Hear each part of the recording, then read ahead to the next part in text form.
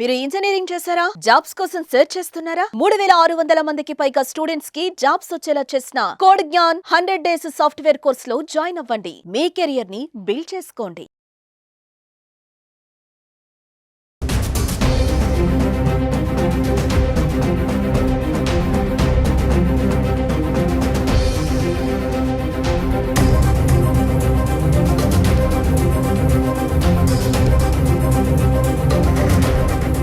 నమస్తే, welcome to Suman TV. మరి ఎట్టకేలకి pastor Praveen పగడాల post mortem report అయితే వచ్చేసింది.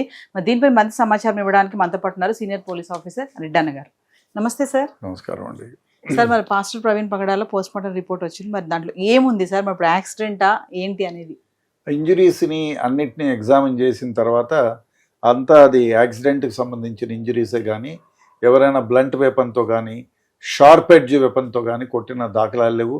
అదేవిధంగా ఇక్కడ బయలుదేరిన 11 గంటల 3 నిమిషాల నుంచి చాలామంది రోడ్లో ఆయన ఏ ఏ షాపులకు వెళ్ళాడు, ఎక్కడెక్కడ డబ్బులు ఇచ్చి ఆయన షాపుల్లో ఇది మన 2-3 దగ్గర యాక్సిడెంట్లు చేసుకున్నాడు, హెడ్ లైట్ పగిలిపోయింది, ఒక మెకానిక్ను కూడా మాట్లాడాడు, ఆ తర్వాత పెట్రోల్ పోయించుకున్నాడు, అక్కడ డబ్బులు ఇచ్చాడు, అదేవిధంగా కొందరితో మాట్లాడారు. సో ఇవన్నీ కూడా దాదాపు చాలామందిని ఎగ్జామిన్ చేశారు. ఎగ్జామిన్ చేసిన తర్వాత ఇంకో విషయం ఏమిటంటే వారి విసిరాలో కానీ విషప్రయోగం జరగడం కానీ అటువంటిది ఏమీ లేదు. అది కాకుండా కొందరు ఐ విట్నెస్ని ఎగ్జామిన్ చేశారు, వారి కండిషన్ ఏమిటి అని. ఒక్కొక్కళ్ళకు ఒక అలవాటు ఉంటుంది, ఆ అలవాట్లలో కొంచెం ఎక్కువైన దానివల్ల లేకపోతే ఎండ దెబ్బకు ఈయన సొమ్మసిల్లి పడిపోయి యాక్సిడెంట్ జరిగింది. యాక్సిడెంట్ ఈ ఫాల్ ఫ్రమ్ ది వెహికల్ అనే ఉంది యాక్సిడెంట్. అదేవిధంగా ఎవరైతే ఈయనది యాక్సిడెంట్ కాదు, ఎవరో కొట్టి చంపారు అని ఎవరైతే వాదించారో వాళ్ళందరికీ కూడా నోటీసులు ఇచ్చారు. వాళ్ళు ఏదైనా ఆధారాలు ఉంటే ఇవ్వండి, మేము వాళ్ళపైన కేసులు పెడతామని పోలీసు వాళ్ళు నోటీసులు ఇచ్చి వాళ్ళు స్టేట్మెంట్ రికార్డ్ చేశారు.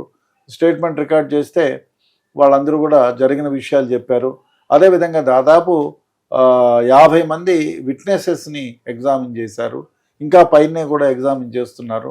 సో ఆ విధంగా వెహికల్ మోటార్ సైకిల్ ఎక్కడ యాక్సిడెంట్ అయింది, ఫస్ట్ హెడ్ లైట్లు ఎక్కడ పగిలిపోయాయి, ఆ తర్వాత ఆయన అదేవిధంగా పెట్రోల్ ఎక్కడ పోయించుకున్నారు, ఇవన్నీ క్షుణ్ణంగా ఎగ్జామిన్ చేసి ఆ తర్వాత పోస్ట్ మార్టం రిపోర్టు, విసిరా రిపోర్టు ఇవన్నిటిని జోడించి తర్వాత పోలీసులు ఇది యాక్సిడెంట్గా అనే పిఎంఓ వచ్చింది కాబట్టి పోస్ట్ మార్టం రిపోర్టు ద్వారా ఈ స్టమక్ కంటెంట్ అనలైజేషన్, తర్వాత ఐ విట్నెసెస్, తర్వాత సీసీ ఫుటేజెస్ ఇవన్నిటి ఆధారంగా అన్నిటిని క్రోడీకరించి ఎక్కడా ఎటువంటి తప్పులు లేకోకుండా ఇన్వెస్టిగేషన్ పర్ఫెక్ట్గా చేసి ఇది యాక్సిడెంట్ అని తేల్చారు. అంటే సార్, ఇప్పుడు పోస్ట్ మార్టం వచ్చేసింది కాబట్టి రిపోర్టు ఇక్కడతో మిస్టరీ వీడిపోయింది అనుకోవచ్చు అంటారు. ఫర్దర్గా ఏమన్నా ఉంటుందా? ఏముంటుంది, ఫర్దర్గా ఏముండదు, ఏమేమి ఉండదు. యాక్సిడెంట్ అని క్లియర్ కట్గా so many witnesses are there, so many video clippings are there, so many direct eye witnesses ఉన్నాయి. అందువల్ల డెఫినెట్గా ఈ కేసుని ఇంకా క్లోజ్ చేస్తారు. అంటే మరి వచ్చినటువంటి అనుమానాలు అన్నింటికి చెక్ పెట్టేసి అంతే కదా. వచ్చిన అనుమానం వ్యక్తం చేయడం మానవ సహజం. ఇప్పుడు మనకు సంబంధించిన వాడు, మన మతం వాడో, మన కులం వాడో, మన పార్టీ వాడో, ఎవరైనా ఇప్పుడు మా పార్టీ ఏదో కాంగ్రెస్, టీడీపీనో, టీఆర్ఎస్ ఏదో ఒక పార్టీకి సంబంధించిన నేను అనుకో, మా నాయకుడు ఎవరికైనా దెబ్బ తగిలి కింద పడి చచ్చిపోతే సహజంగా అపోజిషన్ పార్టీ వాళ్ళు ఉంటారు కాబట్టి వీళ్ళు కూడా కఠినంగా ఎప్పుడన్నా ఒకసారి మాట్లాడింటారు కాబట్టి కొన్ని సమస్యలపైన కఠినంగా వ్యవహరించి ఉంటారు. అందువల్ల వాళ్ళపైన ఏదైనా అనుమానాలు వ్యక్తం చేసేది సాధారణం, సహజం కూడా.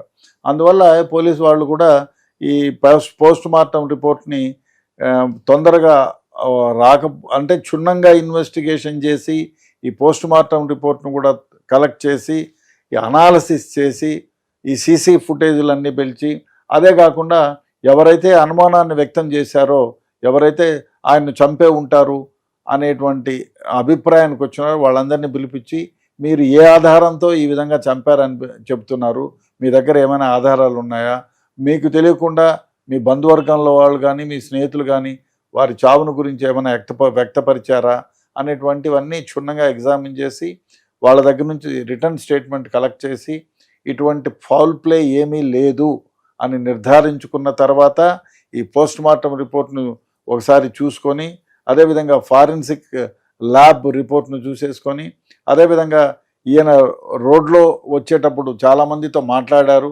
పెట్రోల్ పోయించుకున్నారు, కొన్ని పర్చేజ్ చేశారు, కొన్ని డబ్బులు కూడా ఎక్స్చేంజ్ చేసుకున్నారు. సో ఇటువంటివన్నింటినీ ఎగ్జామిన్ చేసి వాళ్ళ స్టేట్మెంట్ అన్ని రికార్డ్ చేసి టైమింగ్ ఆయన కాదా, అక్కడెక్కడ ఆ టైంకి వస్తే ఆయన లాంటి మనిషి ఎవరన్నా ఉన్నారని వ్యక్తపరిచారు. కాబట్టి అవన్నీ క్షుణ్ణంగా ఎగ్జామిన్ చేసి కాదు ఈయన ఈ విధంగా జరిగింది యాక్సిడెంటు, ఇది యాక్సిడెంట్. అదేవిధంగా కొన్ని కార్లు వచ్చాయి ఆ టైంలో, వాళ్ళని అందరినీ కూడా ట్రేస్ చేసి, మోటార్ సైకిల్ వాళ్ళని ట్రేస్ చేసి, సో ఆ కార్లు వచ్చిన టైమింగు, వాళ్ళ నంబర్లు గ్రహించి, వాళ్ళ ఓనర్లు, ఆ రోజు కారులో ఎవరెవరు ఉన్నారు, ఎప్పుడు స్టార్ట్ అయ్యారు, ఎక్కడికి వెళ్తున్నారు, అన్నీ క్షుణ్ణంగా పరిశీలించి తర్వాత ఈ డెసిషన్కి వచ్చారు. It is only a purely accident అని. సార్ కుటుంబ సభ్యులు అయితే మాకు ఎవరిపైన అనుమానాలు లేవు, మీరే కేసు అంతా టేకప్ చేసుకోండి అని చెప్పారు ప్రీవియసే. మరి ఇప్పుడు మామూలుగా క్రిస్టియన్ మిషనరీస్ చూసుకుంటే వాళ్ళు ప్రొటెస్ట్ చేస్తున్నారు కదా, చాలా డౌట్స్ వ్యక్తం చేశారు వాళ్ళు, పాస్టర్ గారిని చంపేశారని చెప్పేసి, అట్లా ఇట్లా అనేసి ముందు ఒక దగ్గర పడేశారు, మళ్ళీ తీసుకొచ్చి ఇక్కడ వేశారని చెప్పి కొంతమంది ఆరోపణ కూడా చేస్తున్నారు కదా. మరి ఇవన్నిటిని దృష్టిలో పెట్టుకొని మళ్ళీ దీన్ని ఏమైనా రీపోస్ట్ మార్టం చేసే ఛాన్సెస్ ఏమైనా ఉంటాయి అంటారా? ఇప్పుడు ఒకటి నేను ఇంత క్రితమే చెప్పా, మాకు ఈ స్టేట్ పైనే నమ్మకం లేదు అంటే ఆ ఎఫ్ఎస్ఎల్ రిపోర్ట్ని మళ్ళీ రీపోస్ట్ మార్టం చేసేట్టుగా ఉంటే వేరే వాళ్ళ ద్వారా చేయించవచ్చు. అది ఎవరు ఇవ్వాలి? కిత్ అండ్ కిన్ ఇవ్వాలి. అదేవిధంగా కిత్ అండ్ కిన్ను అనుమానపరిచి, లేదు కోర్టులో వేసి, హైకోర్టులో వేసి, మాకు ఈ చావు మీద అనుమానం ఉంది, రీపోస్ట్ మార్టం జరిపించాలి అంటే హైకోర్టు వాళ్ళు వేస్తే మళ్ళీ బాడీని ఎగ్జిక్యూమినేట్ చేసి తర్వాత రీపోస్ట్ మార్టం చేస్తారు. ఆ విసిరా కంటెంట్స్ని ఏమైతే అది ప్రిజర్వేషన్లో పెట్టి ఉంటారు, ఇటువంటి ఏమైనా వస్తాయని 3 months 90 days దాకా.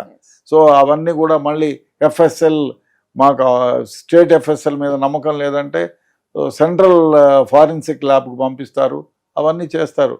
ఒకసారి వారి కుటుంబ సభ్యులు మాకు ఎటువంటి అనుమానాలు లేవు ఆయన మృతిపైన అని చెప్తే, తర్వాత ఇతర వాళ్ళ సందేహాలతో ఎవరికి అభ్యంతరాలు ఏమీ ఉండవు. ఇతర వాళ్ళు చెప్పుకునే వాళ్ళు ఈ సోషల్ మీడియా వచ్చిన తర్వాత ఇష్టానుసారంగా చెప్పుకుంటారు.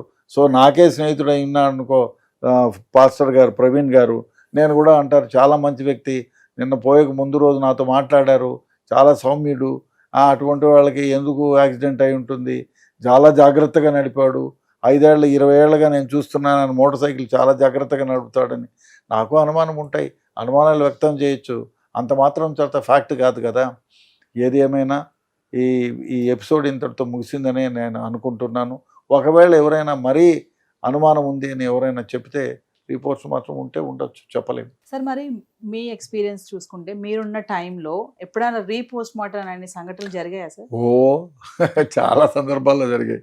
ఒక కానిస్టేబుల్ మాంకాళి పోలీస్ స్టేషన్ మీద దొరికినప్పుడు అప్పుడు కూడా వాళ్ళు వ్యక్తపరిస్తే రీపోస్ట్ మార్టం, చాలా కేసుల్లో రీపోస్ట్ మార్టం జరిగిన సందర్భాలు ఉన్నాయి. రీపోస్ట్ మార్టం ఎప్పుడు అంటే పోస్ట్ మార్టంలో అనుమానాలు ఉన్నప్పుడు, అదేవిధంగా సరిగా కండక్ట్ చేయలేదు అన్నప్పుడు. ఇప్పుడు ఇటువంటి కేసుల్లో అన్నిట్లో కూడా ముందు కాలంలో లాగా కాదు కదా, ఎగ్జామినేషను ఇటువంటి అనుమానాస్పద కేసుల్లో అంతా ఎంఆర్ఓ ఇంక్వెస్ట్ పెడతారు, పోలీసు వాళ్ళు పెట్టరు. ఆయన ఇస్ అ మ్యాజిస్ట్రేట్, ఆయన ఇంక్వెస్ట్ పెడతాడు. సో అక్కడేమీ అనుమానంలో ఆ ఇంక్వెస్ట్ ప్రొసీజర్ రాసేటప్పుడు కూడా ఇన్ కెమెరా మొత్తం వీడియోగ్రఫీ చేస్తారు. అదే కాకుండా పోస్ట్ మార్టం చేసేటప్పుడు కూడా మొత్తం వీడియో తీస్తారు, ఆయన ఎక్కడెక్కడ కోసేది, ఏమేది, ఇంజురీస్ మెజర్ చేసేది అన్నీ ఉంటాయి. కాబట్టి ఇటువంటి దాంట్లో అవసరం లేదు. బట్ చాలా సందర్భాల్లో జరిగినాయి, నా హయాంలో చాలా జరిగాయి, రీపోస్ట్ మార్టం జరిగాయి. రీపోస్ట్ మార్టం జరిగాక కూడా సార్ ఏమైనా డిఫరెన్షియేషన్ ఉన్నాయా, కేసెస్లో వచ్చాయి అలాంటి? ఒక్క కేసులో, మర్డర్ కేసులో ఒక్క కేసులో మాత్రం దెర్ ఈస్ అ డిఫరెన్స్, మిగతా దాంట్లో ఎక్కడా లేదు. సో ఫైనల్గా ఒక క్వశ్చన్ అడుగుతాను సార్, మరి ఒకవేళ మాస్టర్ ప్రవీణ్ పగడాల గారి కేసులో రీపోస్ట్ మార్టం కనుక జరిగితే ఏమైనా డిఫరెన్షియేషన్ వచ్చే ఛాన్సెస్ ఉంటాయా అంటారా, ఉండొచ్చు అంటారా? అంటే ఇన్ని రోజులు డిలే చేశారు కదా, యాక్సిడెంట్ అనేది చెప్పడానికి ఇంత కాలం పట్టింది కదా, ఇంత టైం పట్టింది, దగ్గర నెల అయిపోతుంది. పోస్ట్ మార్టం రిపోర్ట్ రావడానికి టైం పడుతుంది. అది విట్నెస్లు ఎగ్జామిన్ చేశారు, దాదాపు వాళ్ళు 50-60 మందిని అంటున్నారు, కానీ నాకు తెలిసి 200 మందిని ఎగ్జామిన్ చేశారు. ఇన్ని మందిని ఇన్ని పోలీస్ స్టేషన్ ఏరియాల్లో దాదాపు 300-400 కిలోమీటర్లలో ఉండే పరిధిలో ఉండే ప్రతి కిలోమీటర్లో ఆయన ఎప్పుడు బయలుదేరారు, ఎక్కడ ఫొటోస్, ఎక్కడ అన్నీ కలెక్ట్ చేశారు. సో దీనివల్ల సమయం పడుతుంది. అంతేగాని ఏవో 2 ఏళ్ళు 3 ఏళ్ళు కాదు కదా, 1 year 1 month is near very small, 1 month కూడా కాలేదు. కాబట్టి ఐ డోంట్ థింక్ ఈ కేసులో రీ ఎగ్జామినేషన్ ఆఫ్ పోస్ట్ మార్టం జరుగుతుందని నేను అనుకోను. Thank you sir.